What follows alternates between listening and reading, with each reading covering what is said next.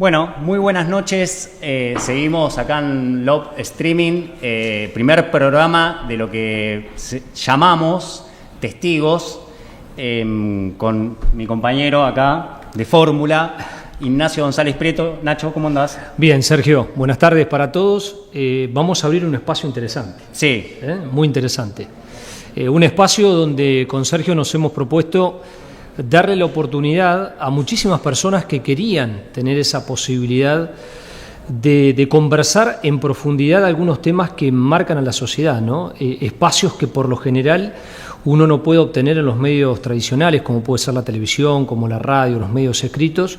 Y acá lo que vamos a generar, Sergio, es un mano a mano directo con los protagonistas de las historias.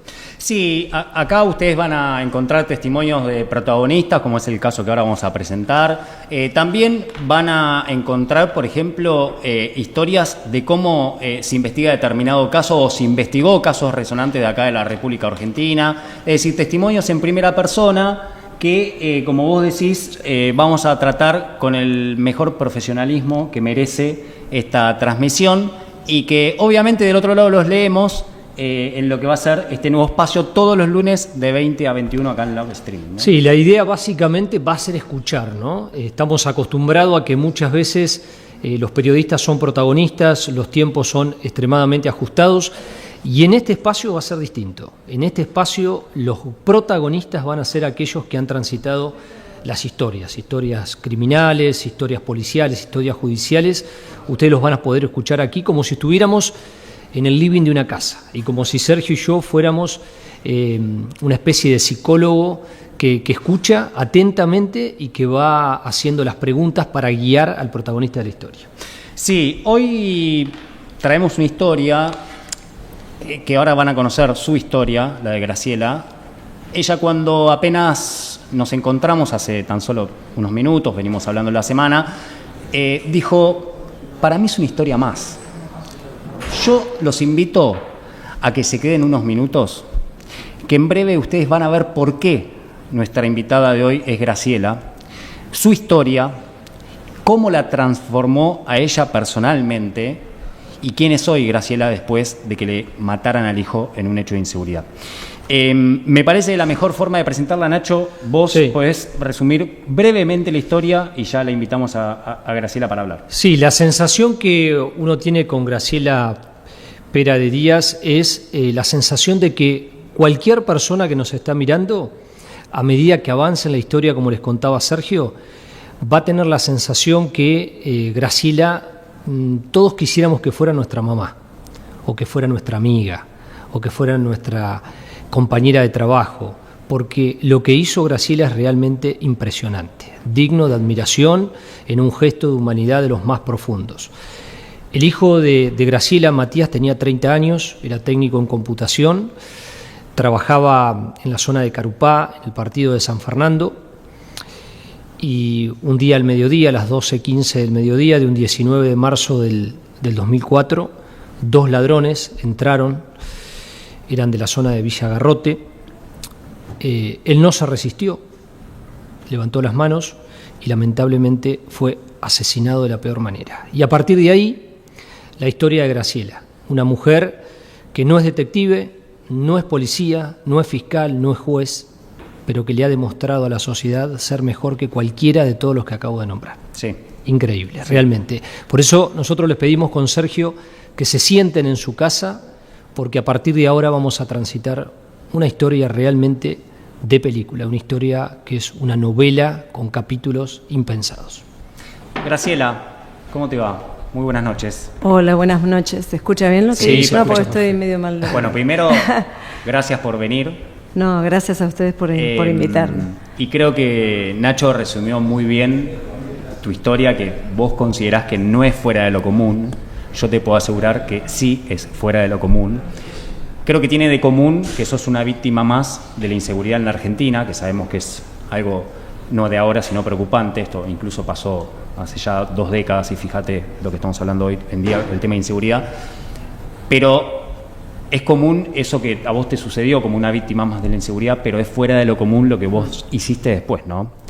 Yo la primera pregunta que me surge es, contanos brevemente qué pasó en ese 2004 con Matías y lo que le pasó a él y cómo, y después te seguimos preguntando, obvio.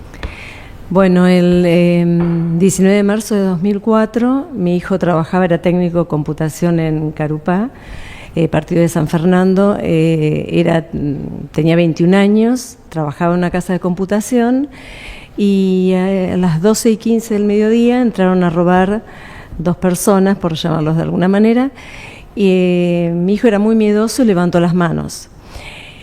Sin mediar palabra, le pegaron un tiro en la aorta, ingresó por la axila izquierda el tiro y, bueno, la muerte fue en el acto, ¿no? Obviamente, y escaparon, tiraron el arma. Eran de Villa Garrote, que hay una calle en el medio que separa Tigre, que es la Villa Garrote, que está en la calle Italia, al fondo, de Carupá, San Fernando, donde era el negocio donde trabajaba mi hijo. Bueno, yo recibo la llamada. Yo pensando, tenía como una intuición de que algo no estaba bien, porque a mi hijo le dijeron que le habían pegado un tiro, pero él me dijo que era un tiro en la pierna, no en el pecho, no en la axila, y cuando llegamos pensaba, a pesar de mis malos pensamientos, había como algo optimista que, bueno, lo deben estar operando, y no, fui a la morgue a reconocer a mi hijo, directamente, o sea, sin solución de continuidad, fue directo. ¿Y el tiempo se detuvo? Sí, cayó, en mi casa cayó una bomba atómica, éramos una familia, no sé si utilizar la palabra normal, una familia común, de clase media, que mi marido trabajaba, tenía su taller, yo estaba a cargo de mis hijos, Matías tenía 21 años y Fernando 18 en ese momento. Ama de casa. Sí. Así que Fernando lo pasó muy mal, también mi otro hijo. Y bueno, de ahí vino todo el tema del reconocimiento en la morgue, después al otro día yo volverme a mi casa sin mi hijo, o sea, crudamente lo pusieron a mi hijo en un freezer, yo sentí eso, estuve toda la noche yendo y viniendo, hasta llamé por teléfono, no sé quién me dio el teléfono de la morgue y yo a las 4 de la mañana llamando a la morgue para saber cuándo le iban a hacer la autopsia. Me dijeron, está programada, la orden está para las 8 de la mañana. Y al otro día fuimos todos, o sea, tampoco fue común eso, porque fuimos todos, mi marido, mi hijo, amigos, fuimos todos a esperar la autopsia de mi hijo, una locura, ¿no? Que dicho sea de paso, había un solo médico o 2 médicos solamente autociantes en todo San Isidro, porque era la morgue del Hospital de San Fernando. De San Fernando, sí. Y bueno, en vez de las 8 de la mañana que estaba programada, se la hicieron a las 4 de la tarde. Previo una protesta de mi parte porque no me entregaran el cuerpo. Yo lo que quería que me entregaran a mi hijo para poder velarlo, ¿no? Graciela, ¿cuándo empezó a tener la sensación que la investigación no iba a avanzar como usted quería? Lo que pasa es que yo los primeros 2-3 meses estuve en cama, o sea, el domingo, el 19 de marzo viernes, el 20 de marzo velamos a mi hijo, y el 21 de marzo de 2004 enterramos a mi hijo. Yo el 22 de marzo fui a la fiscalía, así, para conocer al fiscal, interiorizarme un poco, pero bueno, no había nada. Se había presentado el fiscal en el lugar del hecho, todo, pero no había ningún indicio. Y después ya me agarró una depresión muy grande, estuve como 3 meses en cama con la persiana de mi habitación cerrada, mi marido me traía el desayuno, había bajado muchos kilos, y después ya de 2-3 meses dije, bueno, no recibía ningún llamado, dije, voy a tener que levantarme y ver si hay algo o qué se puede hacer o cómo se puede ayudar o hacer algo. Más o menos a los 3 meses que no tenía noticias. Había unos sospechosos porque le habían visto un tatuaje que tenía un duende alado en uno de los brazos. Claro, un testigo lo había visto, porque ese que fue uno de los que había intervenido en el hecho, había estado 3 años y 6 meses preso en Bahía Blanca por robar un banco con arma de guerra. Había salido en febrero del 2004 y fueron a robar y a matar a mi hijo en marzo del 2004. Entonces se sabía de ese tatuaje, se sabía que probablemente era de la Villa Garrote, pero hasta ahí. Y vos a los 3 meses, yo te lo preguntaba antes, ¿no? Vos eras ama de casa, o sea, ni siquiera, creo que capaz que no sabés siquiera dónde estaba Tribunales, vamos a decir, o cómo funciona Tribunales, o cómo trabaja un fiscal. Vos fuiste a la fiscalía claro, a los 3 meses. Preguntando se llega a Roma, decía mi abuela, ¿no? Entonces, bueno, fui preguntando de qué fiscalía le correspondía y era el Departamento Judicial de San Isidro, pero era la Fiscalía de San Fernando que está frente a la plaza. Claro, sí. Y después le pregunté qué fiscal le había tocado, porque había 3, y era la Fiscalía 3, era el Diego Honorati, el fiscal, y pedí de hablar con él. Y bueno, le pregunto si había novedades, me dice que no. Y yo, bueno, para mí 3 meses era poco tiempo, pero a veces las investigaciones llevan mucho más tiempo. Pero en mi desesperación, no tener nada, él fue muy buena persona conmigo, aunque les pueda parecer raro. No voy a hablar mal de una persona que conmigo me atendió. Me dejó leer la causa sin ser parte, porque aunque era la madre de Matías, yo no estaba presentada como particular damnificada en provincia. Entonces me dejó leer, me dio todo un día, yo me senté en una oficina chiquitita que me prestó, y con el cuaderno, un cuaderno que tenía de alambres azul, yo iba anotando todo lo que me parecía a mí, en mi poca información de investigar un hecho. Solita con el cuadernito. Sí, con sentido común o con algo de sentido común, lo que me parecía relevante. Y lo iba anotando. Y me llamó la atención también que había un testigo de identidad reservada, que claro, él no me puede decir a mí la identidad, porque es reservada.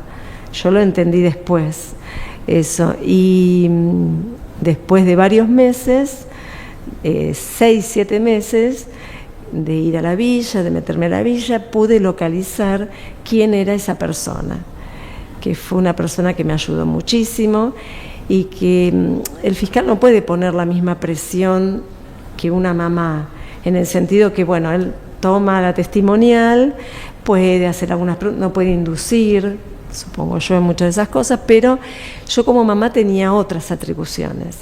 Entonces me presenté en la casa en diciembre del 2005, hacía un calor terrible, me acuerdo, antes de las fiestas. Esta persona me recibió muy amorosamente, me hizo pasar, me hizo tomar un té, y le propuse de ir al otro día a la fiscalía. Perdóname, en la casa del testigo de identidad reservada. Sí, que ¿dónde? No era en la villa. Eso te iba a preguntar. Era cercana al comercio de mi hijo, que sería unas 12 cuadras. ¿Y quién era ese testigo? Digo, no el nombre. Era... No, ¿Qué características? No, digo, formaba parte de una banda delictiva, era un familiar. ¿Había escuchado? No. Es una persona que no es de este país. Bien. Y que crió a sus hijas, digo así para que nadie sospeche de quién es. Como muchos tienen la mala creencia de que, bueno, porque son de una villa, algunos son mala persona. Esta persona crió bien a sus hijos, eran las 3 personas, hijos o hijas suyas, profesionales. Bien. Ella me recibió para desmitificar un poco, ¿no?, de que el pobre chico delinque. Y bueno, ella me recibió, él me recibió, me dio un té, y yo le expliqué que lo que había declarado estaba bien, pero que era muy poco, y que el fiscal no tenía elementos suficientes, porque yo le había pedido explicaciones al fiscal, qué es lo que pasaba.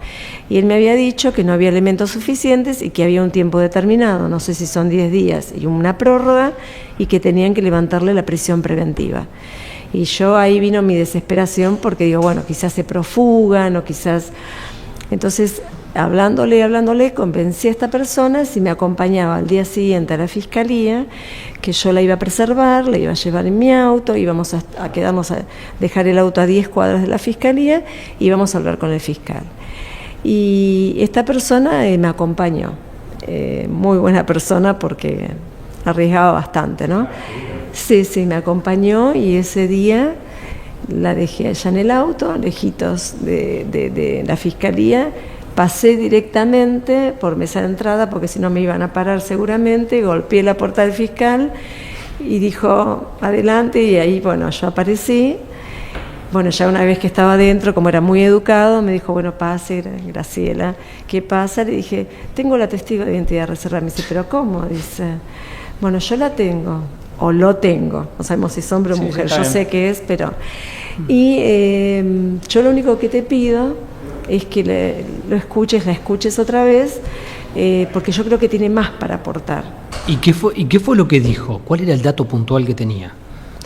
Bueno, el dato puntual era que había escuchado de boca de los propios asesinos que ellos habían matado a mi hijo el 19 de marzo a las 12:15. Ellos en su vocabulario, digamos, tumbero, ¿no? Dimos vuelta, eso está en la causa, sí. que a mí me impactó el verlo porque no tenía experiencia en estas cosas. Se te fue la mano como si fuera una cosa, mi hijo, lo diste vuelta al pendejo. Eso me impactó mucho. Y bueno, me dijo, está bien, dice, yo voy a aceptar hablar con el testigo o la testigo, pero vos te quedás afuera. Para que yo no sé. ¿Y esa confesión en qué contexto la había escuchado? ¿La había escuchado en la calle, en un comercio, en una reunión vecinal, en una reunión familiar? Porque es impactante, sí. Es realmente impactante una confesión de esa. Bueno, hay muchos negocios en la villa. Esta persona tenía un negocito y mientras ella atendía y los asesinos estaban tomando una cerveza, escuchó de boca de uno decir eso. Y ella los conocía, o él vivió toda la vida ahí, los conocía desde que nacieron. Increíble. Sabían perfectamente quiénes eran. Impresionante. Impresionante. Para aquel que recién se está enganchando, estamos hablando con Graciela. Mataron a su hijo en 2004, a Matías. Ella se cargó al hombro, algo que a mí me asombra, porque ya lo primero que encuentro, yo nunca escuché que un familiar de una víctima vaya, está bien que estás asumiendo el trabajo del agente fiscal y de la policía, es decir, vos le llevaste al testigo de identidad reservada, después de convencerlo, a tribunales a que amplíe un poco más de quién se trataba estos tipos, de quiénes habían matado a tu hijo. Sí. El fiscal lo escuchó y aportó este dato. ¿Cómo siguió a partir de ahí en diciembre del 2005, a menos de un año de que mataran a tu hijo? Bueno, luego me hace entrar porque vio que era interesante lo que podía aportar la testigo, porque había estado muy presionada en la primera testimonial. Entonces empezó a tirar tantos nombres y a decir tantas cosas que, bueno, de 5 renglones que había sido la primera testimonial, eran 3 carillas, con nombres de uno, de otro, con datos muy precisos. Y de ahí entonces empezaron a llamar a toda esa gente, a testimoniales, a uno y a otro, se entrecruzaban, se acusaban unos a otros. Los asesinos no, seguían en su postura de nos fuimos, aparte tienen derecho de no declarar en su contra. Claro. Así que, pero un primo de uno de los asesinos dijo, sí, mi primo tal y tal, Fernández, fue el que asesinó al chico de la casa de computación de Carupá. Qué bárbaro. Un primo directo. Yo a todo esto tardé 6 meses en encontrar, 5 meses a la testigo de identidad reservada. Qué bárbaro. Iba por todos los comercios de la calle Italia a ver quién era, y yo tenía un dato errado. En realidad el comercio estaba dentro de la villa, no en la calle Italia. En la calle. Entonces yo decía que era una persona de asistencia social, como ellos siempre esperan que les den algún plan, alguna cosa, era como que estaba bien vista y me dejaban pasar. Claro, para que quede claro, y un poco vamos a... Es decir, Graciela se hizo pasar por asistente social para poder entrar a la Villa Garrote. Es una villa muy particular de zona norte de Gran Buenos Aires. Lo conversábamos con Sergio en la previa, Graciela. ¿Cómo fue esa experiencia de entrar a una villa? Como te decía Sergio, usted era una ama de casa, con su marido, con sus hijos, con una vida totalmente alejada de ese ámbito, y va a un terreno donde, bueno, la hostilidad podía estar en cualquier momento. ¿Cómo fue esa experiencia de entrar? Y encima mintiendo, porque era mentir, simular, disfrazar algo que usted no era. Se tuvo que poner un uniforme de asistente social, llevaba alguna mochila. A veces, llevaba una mochila, un cuadernito.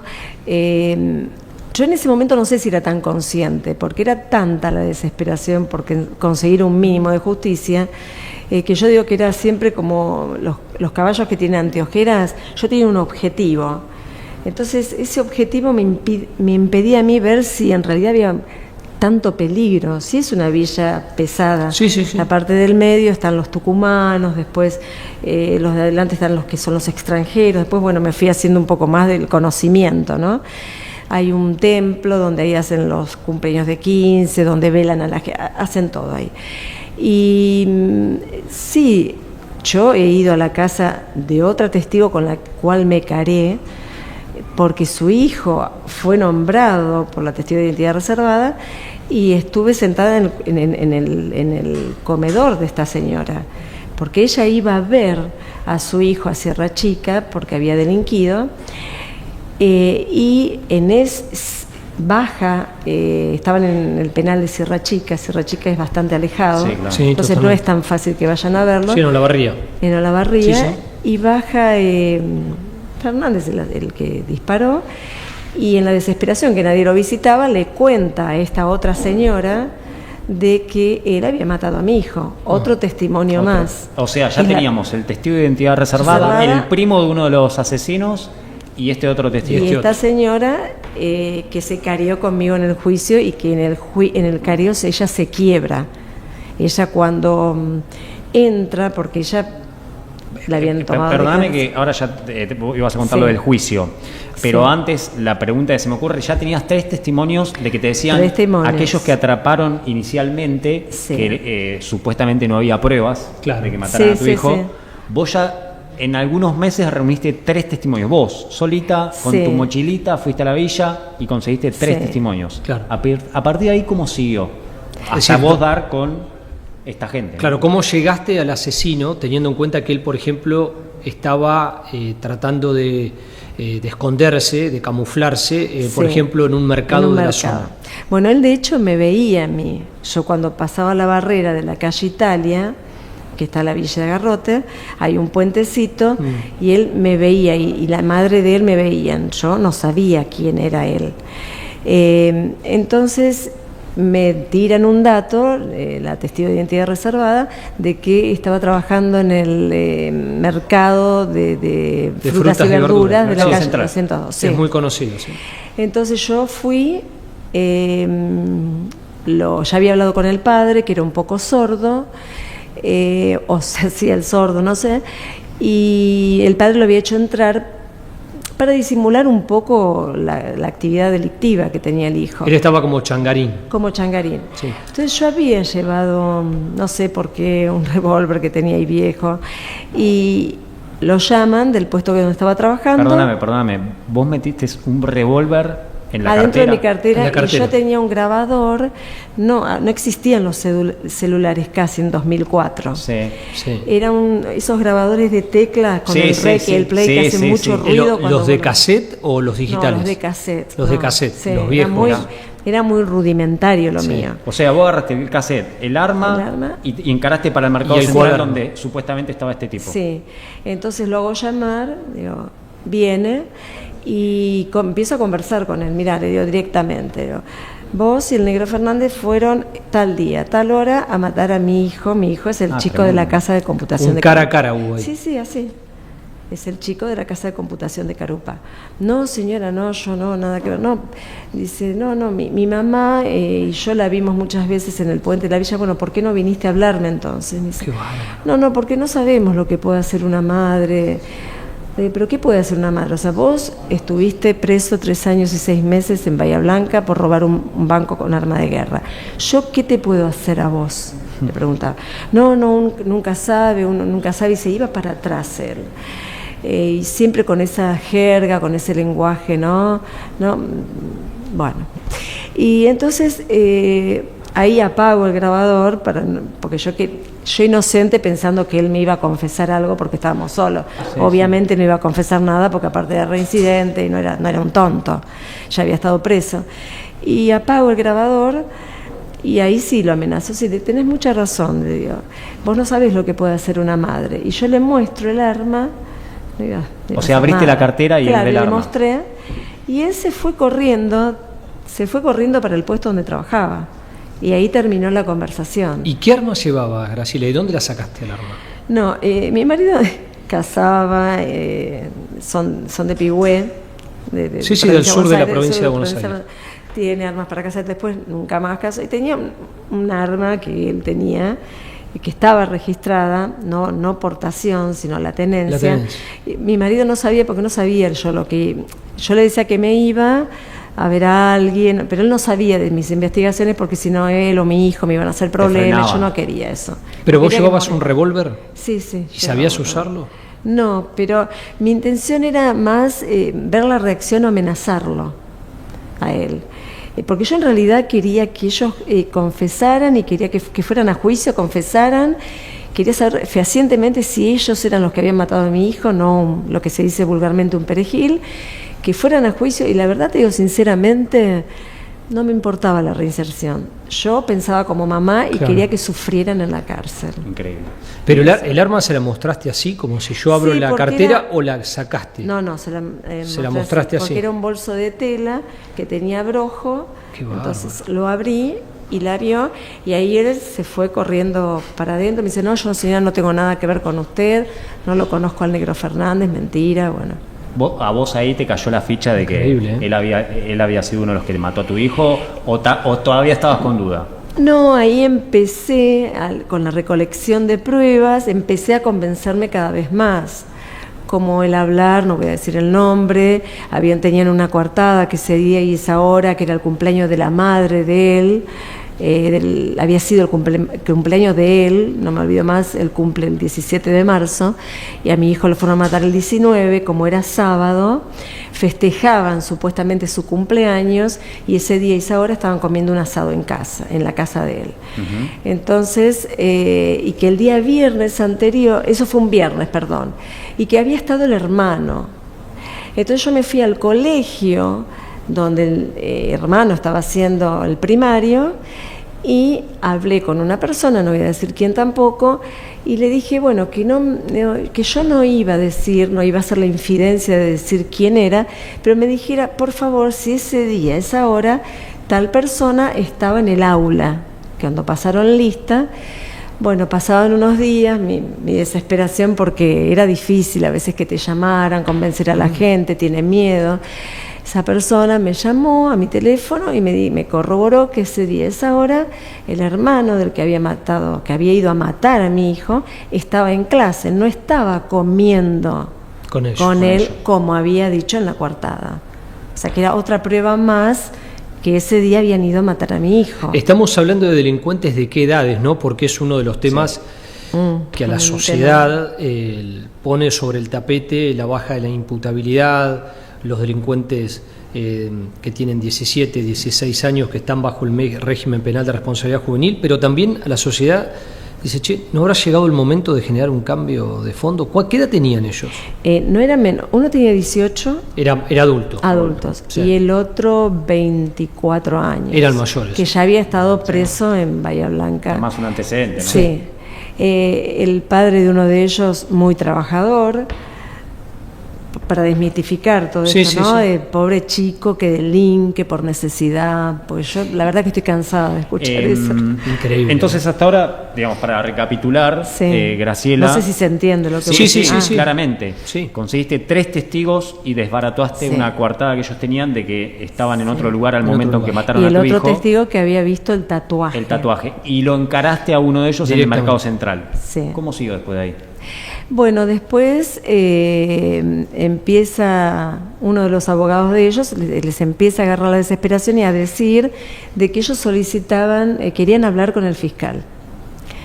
Bueno, yo me entero de casualidad porque voy otra vez al mercado y hablo con el padre, otra vez, de este que yo había encarado. Es decir, ellos se dieron cuenta de que vos, Graciela, iba un paso más adelante. Sí, ya los habías descubierto. uno de ellos llegó a decir, cuando estaban haciendo la pericia balística, que es horrible, que yo estuve presente, quise estar, pero fue una impresión que disparan como en un tambor, Sí, y se sí. escucha ese ruido tan Sí, sí. feo, y me imaginé un montón de cosas de mi hijo. Esta mujer está en todos lados, le dijo el que había estado en Bahía Blanca preso al otro. Bueno, y cuando voy otra vez al mercado y hablo con el padre, me dice, no, pero nosotros ya vamos a hablar con el fiscal, está todo arreglado. Yo, ¿cómo todo arreglado? A todo esto no tenía yo abogada, pero había hecho una relación muy de empatía con el fiscal, que para que no pensara que estaba loca, yo todo grababa. Porque lo que me decían en la calle, me decían sí, tal cosa, y cuando iban a la fiscalía decía otra. Decían lo contrario. Por miedo, por lo que fuera. Entonces el fiscal iba a pensar, bueno, esta mamá le mataron al hijo, enloqueció y me trae cualquier cosa. Yo no quería que pensara que yo estaba loca. Yo estaba Lo que fuerte. pasa que esta mujer está en todos lados, Sergio, esta mujer nos descubrió. Claro. Viene por ahí, Claro. Sí. nos No, descubrió. ¿sabes qué? Lo que yo me preguntaba, y creo que si estuviera pasando esto ahora, yo te digo, Graciela, cuídate, te van a limpiar en cualquier momento. te van a matar. Seguramente saben en dónde vivías, conocen a tu familia, mataron ya a alguien. Te van a ir a buscar. Te van a ir a buscar y te van a limpiar. Sí. ¿Vos nunca pensaste en ese momento algo así? Yo no lo pensaba por mí, porque yo tenía un objetivo y a mí me mataron lo que yo más amo en la vida, una de las personas más que es mi hijo, y que ese duelo, que no es patológico, lo voy a llevar hasta el día que me muera. No sé si es claro eso. Sí, o sea, yo entiendo que vos se lo ocultabas a tu marido. Entonces yo a mi Claro, marido no porque le te decía a mí. frenaban. Sí tenía un poquito más de temor por ello, tampoco, no tanto por mi marido, en la escala de amores, están primero los Sí, hijos, sí, después obvio. el marido. Después. Tenía así un poco de temor por mi otro hijo, que lo preservaba, nunca sabía nada de lo que yo hacía, ni nada, hasta el momento del juicio, porque tenía miedo de que él le pasara así algo a él. Y también el tema, cuando ellos van a hablar en la fiscalía, yo me entero de casualidad con el padre, en ese momento no había celulares, había teléfonos con un cospel o una moneda, y yo llamo y ya en la fiscalía me decían, Graciela, me conocían por la voz. Claro, ya directamente. Graciela, por favor, ya dame con el fiscal. Y bueno, me pasaban con el fiscal y decía, van a ir a hablar con vos. Ya nos tuteábamos, parecemos. Van a ir a hablar con vos. ¿Quién me dice? Va a ir a hablar el abogado, se murió ya, Campilla, y va a ir a hablar con los padres. Y no es lo mismo si no estamos nosotros, le digo, Claro. haciendo presión. Como que querían negociar, que es lo que Claro, planteaba Sergio. claro. Por Entonces, las buenas o por las malas. Claro, entonces fueron a hablar, no los recibí. Yo La me fueron a apuré. buscar. Nos fueron a buscar. Te fueron a buscar. Me fueron a buscar. Que es un poco lo que planteaba Sergio. Sí. Te fueron a buscar. Sabían dónde vivías, sabían todo. Sí. Pero yo fui a hablar primero con el fiscal, les gané de mano, y yo estaba sentada con el fiscal y esperando, digo, bueno, espero que esta gente venga, porque va a parecer que estoy loca. A las 10 minutos llama a la secretaria y dice, está el abogado con la gente de Albermaje que quieren declarar. Y el fiscal le dijo, no, yo le voy a decir qué día y qué hora van a venir. Y él se quedó, el fiscal, porque dice, ¿cómo vos te enteraste ¿Sabías? de ellos que iban a venir Que iban a venir. espontáneamente? Y porque yo fui al mercado y me lo contó el padre.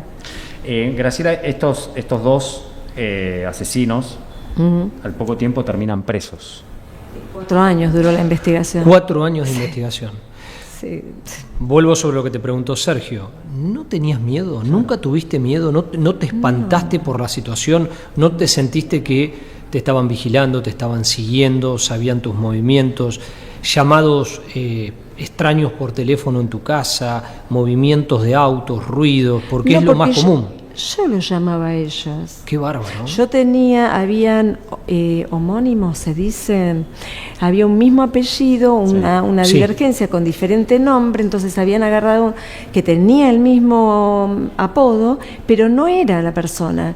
Entonces yo le digo al fiscal, no es la persona, porque fui a hablar a la madre del otro y me dio una coartada, entonces le digo exactamente quién era ese Flores, que no era el Flores que estaban buscando. Es muy común. Es muy común. Que pase. Sí, en las investigaciones es. Porque es se muy llamaban el común. mismo apellido, tenían casi el mismo apodo, pero no sentía miedo porque tenía no, me iba a sentir mucho peor si no lo hacía, o sea, no sentía miedo. Sí, lo que pasa Mi que- hijo lo habían enterrado, o sea, hay que entender que yo tenía una vida normal, como cualquier persona, ama de casa, y de repente yo no escuchaba a mi hijo que llegara de su trabajo, era muy fanático de Boca, que gritara los goles de Boca, llamarlo, bueno, para que fuera a trabajar, porque a veces se quedaba dormido, era muy laburador, pero bueno, tenía ese tema de que a veces Sí, como cualquiera. Claro, y aparte tenía un vínculo muy, independientemente que era mi hijo, depende del vínculo que vos hagas con tus hijos. Yo tenía un vínculo muy unido tanto con mis dos hijos. Era el primogénito también, que a veces eso pesa también, ¿no?, en una mamá. No sentí miedo. Claro. Sí, lo que queda en claro también es que ese espacio vacío, que es lo que le cuesta entender a la gente, nosotros lo hacemos con Sergio todos los días, ese espacio no lo ocupa nadie. No. En la mesa, en el ruido de la casa, en la rutina. Y me molesta muchísimo, perdón que me digan, y se los digo, hace 6 años fui abuela de mellizos. Ay, tus nietos te van a cambiar la vida. Yo los cuido 2 veces a la semana, los adoro, me muero por mis nietos, pero mi hijo es mi hijo y mi nieto es mi nieto. Claro. Los amo, es otro tipo de amor, voy a hacer cualquier cosa por ellos, pero eso se tiene que entender, porque me lastima a veces si me dicen eso. Es decir, la ausencia de Matías está. No se llena. No. Che, Graciela, y yo te pregunto, voy por el tiempo sobre todo. Sí.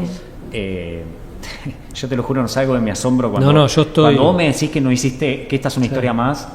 Sí, yo estoy no me entra en la cabeza lo que hiciste, impresionado. O sea, ¿no? Pero después vino el juicio. Sí. O sea, esto no es lo que vos contaste, la investigación 4 años. Sí. Después vino el juicio. 4 dolorosos años. Sí. Y después vino el juicio y a estos tipos los tenías sentados ahí. Sí. Con la duda tal vez de si iban a ser condenados o no. Sí, más dudas que certeza. O sea, no por lo que estaba. Aparentemente estaba todo como para que fueran condenados. Pero vos hablaste de que alguien se quebró, eso fue clave. Sí. Bueno, era esta testigo que iba a ver a su hijo a la cárcel y que como no lo iban a ver al que mató a mi hijo en Olavarría, bajaba y charlaba, porque tienen que charlar con alguien, están como gatos enjaulados, entonces le confesó a ella y ella me lo confiesa a mí, hasta me invita a una iglesia evangelista y yo iba no porque soy evangelista, iba para sacar información, y muy sueltos de cuerpo cuando yo voy el ambiente, ¿no? Cuando yo voy a esa iglesia evangelista, esta mujer me presenta, me dice, esta es la señora que el Negro Fernández y Chanina Albermaje mataron en la casa de computación. Increíble. Bueno.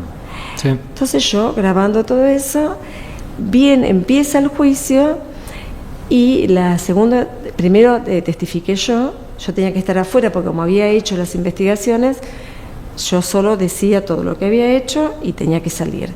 Y la van a buscar esta persona, que en esa interín se había mudado, pero había logrado yo dar con la dirección y se la paso al fiscal, porque que tiene que mandar a la policía a buscarla.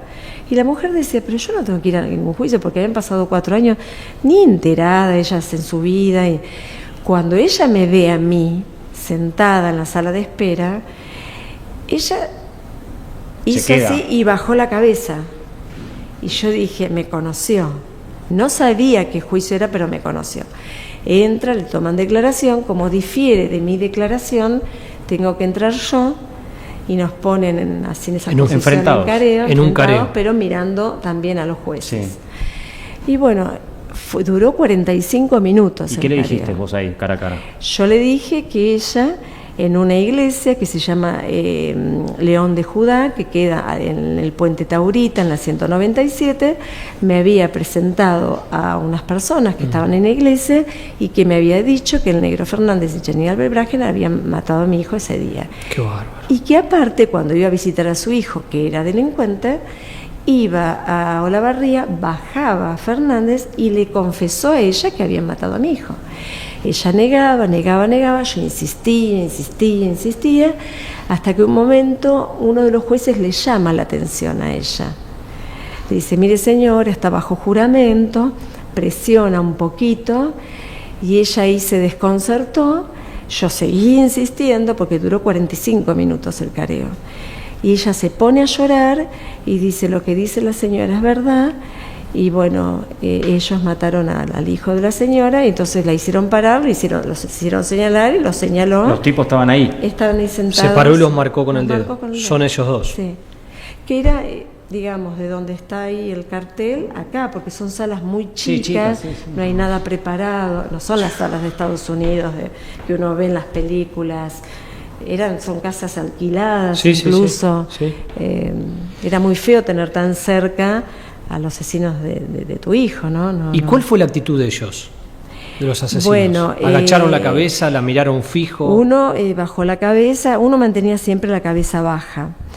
El otro siempre alta y desafiante, pero luego de este testimonio, siendo señalado tan contundentemente, bajó la cabeza. Fue el único momento que la bajó. Y después vino la testigo de identidad reservada, que por suerte le mantuvo la identidad del tribunal porque es potestad del tribunal. Sí. Viste que, bueno, ustedes saben ellos no reconocieron nunca lo que hicieron. Sí, lo reconocieron al final. Bueno. ¿Cómo fue eso? ¿Y ese capítulo? Bueno, cuando ya termina el juicio, era agotador, empezó a las 10 de la mañana, a las 9 de la noche y seguíamos, no cortaba el tribunal. A las 9 de la noche, bueno, le dicen si querían decir las últimas palabras, qué querían decir. Entonces ellos confiesan cómo habían pergeñado el plan, que había una placita enfrente, cómo habían hecho, lo que habían estado observando. Perdóname, los dos. Primero lo dice el que bajaba la cabeza, el que disparó. Después el otro intentando tirarle el que era reincidente, tirarle la culpa al otro, que él sí había estado, pero que él apenas había entrado o no había entrado mucho, cuando es mentira, porque él saltó al mostrador, mi hijo estaba agonizando y le estaba revisando los bolsillos a mi hijo para sacarle la llave de la caja. Entonces yo sabía perfectamente. Y él dijo que no, que bueno, estaba muy nervioso, el otro disparó, pero que él no había entrado y que me pidieron perdón, los dos. Yo a esa altura ya no escuchaba, no me interesaba lo que dijeran ni nada, me estaba como relajando un poco más. Y bueno, y ahí se hizo como un cuarto intermedio, se tomaron 10 días para la sentencia, ¿no? ¿Qué sintió cuando el tribunal bajó el martillo y los condenó? Sentí una mínima satisfacción que dura segundos porque a todo el trabajo realizado, el esfuerzo, porque tu hijo no vuelve, pero era injusto que quedara impune, no era justo. Mínima satisfacción. Cuando se lo llevan al celular, es el camión. Sí, el camión de traslado. Me escupían los otros presos de adentro del camión. Estaban en la Libertador, que era el tribunal, que ahora no está más, muy angosta es ahí, y me escupían, me insultaban, se reían. Yo hacía caso omiso a todo, y la sentencia se la dieron el 17 de marzo, el día de que uno de ellos cumplía los años que había dicho, del año 2008. O sea, 4 años después. 4 años después, sí. ¿Cuánto le ponen? El fiscal había pedido, eso es como cuando pedís mucho, porque total para bajar hay tiempo en la justicia argentina, ¿no? Habían pedido 32 y 33 años, que es una barbaridad en el sentido que no la dan acá. No la dan, no. Un homicidio en ocasión de robo no existe. 25 años como no más. Existe. Sí. Entonces bajaron a 17 y 18 años. No, el agravante del 41 bis, la tenencia de arma de fuego, no la dieron. Apelé a casación, que estaba Piombo, Sarjargués y Natielo, que después se fueron, renunciaron 2. Hablé con ellos personalmente, iban a hacer, ¿cómo es que muchas veces sobre el mismo tema se discute algo? Iban a hacer una revisión del fallo. Se juntan todos los tribunales para ver qué política toman con respecto al 41 bis, de ahí en más. Y me dijeron que sí, que lo iban a tener en cuenta, no lo tuvieron en cuenta. 17 y 18 años. Yo te quiero preguntar, pasaron 21 años. 21 años, sí. 21 años de que mataron ya están libres. Sí, por agotamiento de pena. Ya están libres. Eso te iba a preguntar. Qué bárbaro. lo que te iba a preguntar es, pasaron 21 años. Sí. Vos eras ama de casa, familia Sí. tipo, Sí, sí, sí. te mataron a tu hijo. Sí. ¿Qué cambió en vos 21 años después? ¿Quién es hoy Graciela? Yo creo que uno trae un poco la personalidad y que hay un punto de inflexión. Ajá. Siempre tuve una personalidad de no quedarme, pero ante tamaña locura, yo, bueno, primero me recibí de locutora porque tenía que hacer algo. Si yo me quedaba en mi casa iba a enloquecer. Y después, bueno, hice la carrera de Derecho. Tardé 6 años, la empecé en el 2018 y la terminé el año pasado en el 2024. Y el 11 de abril de este año, el viernes, me dieron el diploma y hice la jura como abogada. Es increíble la historia, ¿no? Para que quede claro, Graciela, una persona, como decía Sergio, una ama de casa, mamá, casada, con 2 hijos. A partir de este hecho, es abogada y locutora. No cualquiera, ¿no? No cualquiera. Sí, Es admirable pero, totalmente. Sí, el profesor que me entregó el título Increíble. que es el profesor del práctico, yo elegí, sí, me decía todo el tiempo, pero yo no sé, otra amiga me decía, vos lo naturalizás. Es impresionante. No sé si lo tomo tan así, Sí. sé que hice un montón de cosas. Porque además, Graciela, vos te fuiste encontrando en esas clases prácticas, en esas clases teóricas, en la bibliografía, en los libros, Tema aparte. te fuiste encontrando con cosas que vos habías encontrado en la causa. Claro, lo que yo Estabas sabía leyendo. lo que yo sabía de la práctica, lo ponían en muy abstracto. Claro. Entonces yo decía que no, que ir que a buscar eso, a investigar eso, no quedarse con el papelito. Porque viste la ley, esto y lo otro. Yo capaz que no sé tanto del artículo, no me acuerdo de memoria, aparte con los años. Yo voy más a lo práctico. Perfecto. Andá al tribunal, andá a hablar, investigar, recorrer, porque si no es todo muy abstracto. Por eso yo te Claro. decía al comienzo que creo que tu historia, lo que te pasó a vos, lamentablemente es algo que lo viven muchos acá en nuestro país. Sí. Ahora, fuiste a buscar un testigo de identidad reservada. Te enfrentaste a los delincuentes, Sí. como dice Nacho, en un ambiente que es Hostil. jodido, peligroso, Sí. el Sí, mercado sí. central, la villa. Sí. No es fácil meterse ahí. En el juicio seguiste metiendo Sí. fichas. Sí. En el juicio te puedes cruzar a un familiar de ellos o te puedes cruzar a otro No, delincuente.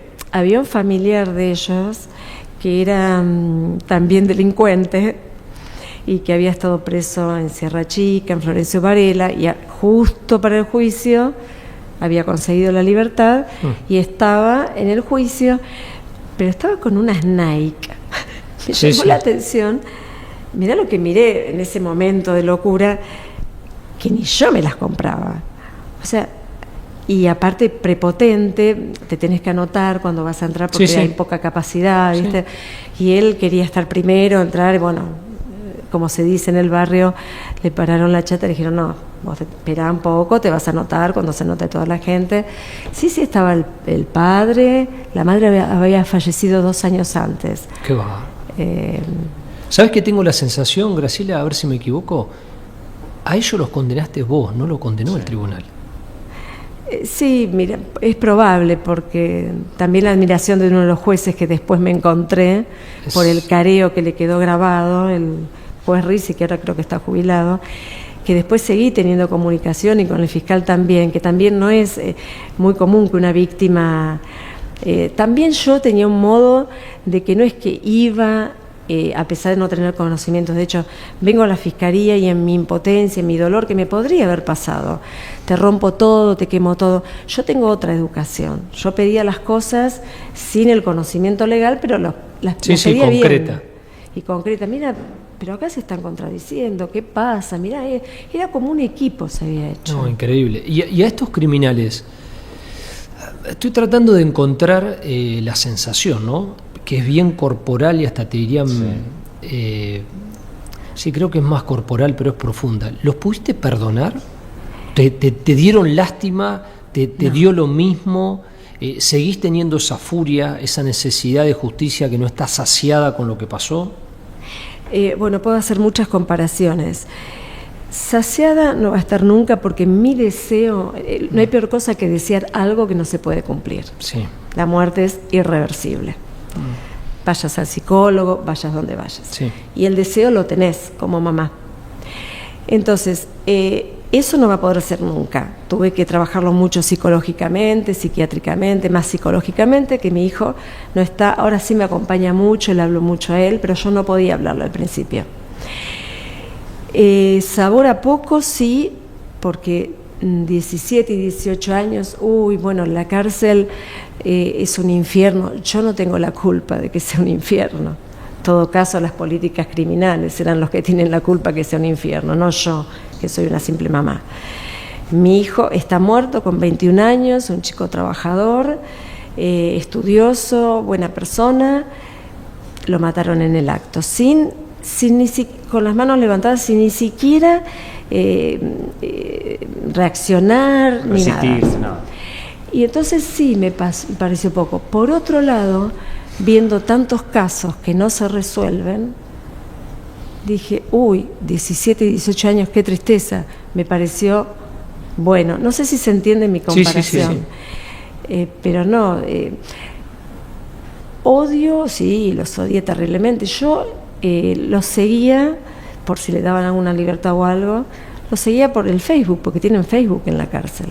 No, entonces tremendo. Él estaba con un nombre y yo no es que me castigaba. Una vez el fiscal me dijo, no lo mires más, Graciela, pero como yo después, no es solamente la investigación, el juicio, la condena o no, es la ejecución de la pena, que sí. Es una constante máquina de pedir transitorias cuando es la mitad de la pena, sí. Y después las condicionales. Bueno, son máquinas, hacen un cursito, había hecho un curso de yoga y pedía la transitoria. Entonces yo no era antes de la ley de víctimas. Claro, antes del 2017, de la ley Micaela. Porque yo estuve en el Congreso cuando fue después la ley de víctimas. Después se empezó a profundizar con los delitos agravados. Un poquito. O sea que si vos no estás al tanto, sí. Te lo hacen a tus espaldas, claro. Y te enteras cuando el tipo está en la calle. Pero yo ya en eso sí me sentía como pionera. No estaba la ley de víctimas, porque esto fue en el 2008 la sentencia, y en el 2015 recién quedó firme la condena. 7 años después por las apelaciones. Es una barbaridad. Qué locura. Y recién ahí pasa ejecución de pena, que está el fiscal y la defensora de ejecución de pena, y la jueza de ejecución de pena, que a mí me tocó García Mañón. Entonces yo iba y hablaba con ella. Y ella un día era tragicómico, porque yo voy a hablar con ella y me dice, señora, acá vienen los parientes de los delincuentes, no vienen las víctimas. Entonces me sentó, me leyó un artículo del código, y yo le dije que yo como que los trataba de sensibilizar. Le mostraba la foto de mi hijo, era como hacer un lobby con los jueces, yo lo llamaba eso, como un lobby con los jueces de ejecución, y así logré que cumplieran hasta el último día de la condena, pero eso... no pasa siempre. No pasa. Y conllevó un desgaste emocional, inclusive recuerdo una sola vez, jueza de ejecución me atendió muy bien, una sola vez, y me dijo que nunca más me recibía, pero bueno, yo pude decirle mi parecer, lo que era reincidente, bueno, un montón de cosas. Graciela, que tiene que ver un poco con lo que le preguntó Sergio hoy más temprano de su marido, de su otro hijo. Sí. ¿Cómo lograron mantener la unidad? Porque este tipo de procesos llevan a la familia. Sí. Hay familias que el marido no soporta, el marido puede morir, el otro hijo le toma bronca a la madre porque piensa que la madre se ocupa solamente del hijo que murió. Es decir, he visto todos estos procesos, por eso se lo pregunto, sí. ¿Cómo hicieron ustedes? El otro día veía un video cuando usted iba a recibir el diploma a la Universidad de Derecho, su marido iba sentado en el auto y en un momento su marido la agarra del brazo y dice, con ella no puede nadie, ella lo puede todo. Sí, lo dice mi marido. Sí, por eso le pregunto esto, ¿no? ¿Cómo la familia pudo mantener esa unión, ese núcleo que no se disolvió por nada, a pesar de la tragedia, ¿no? Bueno, fue muy difícil, porque yo al principio eso era mi hijo, mi primogénito, era mi hijo, no que mi otro hijo no valga, porque lo hablé con él 1000 veces y lo tiene bien claro. En ese video se muestra a mi hijo que me abraza y me dice, mamá, te amo, te admiro mucho. Sí, sí. Que yo, bueno, lo voy a guardar para hasta el día que me muera. Sí, una vez recuerdo a mi hijo que estaba debajo de la escalera, tenía 18 años nada más, cuando mataron a su hermano, y me dice, yo no tengo la culpa de que hayan matado a Matías. Yo esa frase no me la pude borrar nunca de mi cabeza. Entonces también me hizo como un clic. Yo nunca lo abandonaba, yo lo acompañaba, si tenía que ir a un médico, porque él empezó a tener cuestiones de la rodilla, se quebraba, le pasaba de todo. A mi marido un día le dije, mira, si quieres separarte, nos separamos. Porque él no estaba muy de acuerdo con lo que hacía, y yo le dije que eso no lo iba a dejar bajo ningún punto de vista. Así que toma la decisión que vos quieras. A mí no me importa nada. Qué fuerte. Pero mi marido, como me ama, supongo, y es un gran compañero y un gran padre, un excelente padre fue, bueno, creo que no le quedó otra que acompañarme. Y mi hijo también, a mi hijo le ayudó mucho con mis nietos y todo, pero fue un proceso muy, muy duro. Mi hijo es de no hablar, nunca quiso ir al psicólogo, pero el otro día cuando me dijo, mamá, te amo, te admiro, y me abrazó, bueno, ahí sentí que él sintió que yo no lo abandoné. Qué fuerte. Pero ninguno de todos los integrantes de la familia son los mismos de antes de eso. No. Eso es lo que no entiende mucha gente. Yo, por ejemplo, esto es una opinión personal, ¿no? Yo creo que los violadores y los asesinos se merecen prisión perpetua. ¿Por qué? Porque la consecuencia para la víctima y para la familia, la víctima muera o la víctima sobreviva, es de por vida. Entonces, el que viola y el que mata se merece una prisión perpetua, cosa que no dice el Código Penal. Yo a uno de los jueces de la Corte Suprema de Provincia, que también habían apelado a la Corte Suprema de Provincia, habían apelado a Nación, pero por el 280 lo desestiman. Por suerte, dije, porque no queda más firme la sentencia, me vuelvo loca. Yo le dije una sola cosa, le dije, el día que mi hijo pase esa puerta, suelten a los asesinos. Claro. Qué bárbaro. Pero eso no. Qué fuerte, ¿no? No, sí. Tuve que tomar agua porque tengo un nudo en la garganta. La verdad que todo lo que hemos escuchado. Es muy fuerte. Sí. Buscaste a los testigos de quienes supieron que mataron a tu hijo, encaraste a los chorros. Terrible. Lo llevaste al fiscal, quebraste a un cómplice, si quiero, alguien que estaba del lado de los delincuentes. La verdad que, nada, fuertísimo. Sí, Yo personalmente, bueno, luego extensivo a Nacho, te queremos agradecer. Ya estamos complicados de tiempo, pero el haber venido, el haber compartido esta historia, no es una historia para nada común. No. Es una historia fuera de lo común, como vos te cargaste al hombro todo, absolutamente todo. Yo les quiero agradecer a ustedes la invitación. Creo que es su primer programa. Es el primer programa. Y bueno, me siento honrada porque tampoco pensé ni idea que me ibas a invitar o me iban a invitar. Y bueno, porque yo no es que lo veo con naturalidad, sino que creo que era lo mínimo que podía hacer por mi hijo. Sí, nosotros, para la gente que nos está mirando, Graciela Pera de Díaz peleó por justicia por su hijo Matías, de 30 años, técnico en computación, lo que dijimos al principio, 19 de marzo del 2004. ¿Cuánto tiempo pasó? 21 años tenía mi hijo. 21 años. Lo asesinaron en una casa de computación. Y lo único que hizo Matías fue levantar los brazos, y a pesar de todo lo mataron. Y acá tenemos a Graciela, que ha dado un ejemplo a la sociedad argentina increíble. Y a la justicia, me parece, ¿no? Y a la justicia, ¿no? Y por eso está acá la doctora. La doctora. Me da vergüenza. La doctora hizo todo por su hijo y nos dio un ejemplo a todo, ¿no? Transformar el dolor en un motor de lucha. Y bueno, lo que uno piensa, ¿no? No debe haber dolor más grande en la vida que perder un hijo. Sí. Está totalmente en claro eso. Bueno, estamos llegando ya al final. Esta es la idea del programa que vamos a encargar con Nacho, con Ignacio González Prieto, todos los lunes de 20 a 21 acá en el canal de Love Streaming.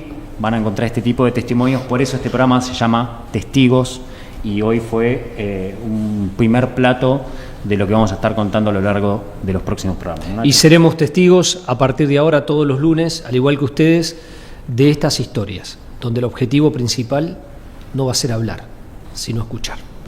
Chao. Muchas gracias y que tengan buenas noches.